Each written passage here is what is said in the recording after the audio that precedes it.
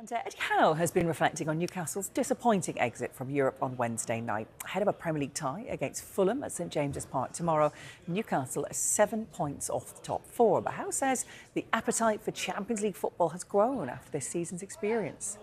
Obviously, by recognising we didn't achieve our objective, so no one was coming in doing somersaults, but we were, I think, understanding of the situation. So there were some solemn faces. There was some, obviously, some pain and anguish in there. But that can't ever hang in football and professional sport. You have to leave it. You have to park it very quickly, because if you don't and you keep that solemn face for days, it's going to affect your next performance. So that's how it has to be. The turnaround's so quick, and it will continue to be that way for us for a while. Yeah, I definitely think it's whetted the appetite in terms of we'd love to get there again, and that's a fierce motivation for us. Probably a little bit too early to say whether it's had a positive effect on us already. I think there was, certainly when you have a moment like that, you have to allow the players to feel normal emotions before then returning to work, and it's our job as managers and coaches to then direct the thought process the way you want it to go. And certainly for me, it's positive, it's the future, and it's we can still have a great season.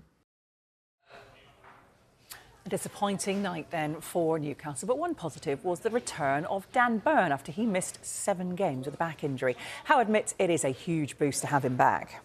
Yeah, massive, and I think Dan, it's not just the player, as you say, it's the character, it's the leadership skills you get in the dressing room, his vast experience as well.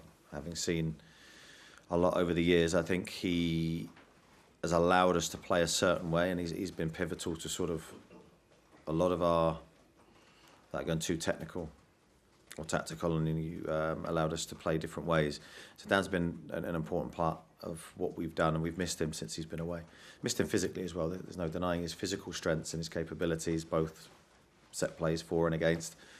So he's been a big player for us.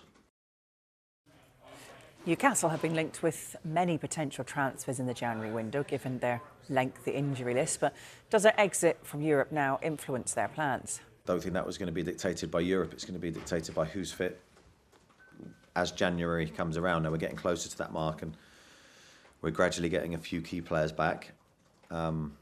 Maybe not in their peak physical condition because they're slightly ahead of schedule, but certainly to have them back in around us is giving us a huge boost, really.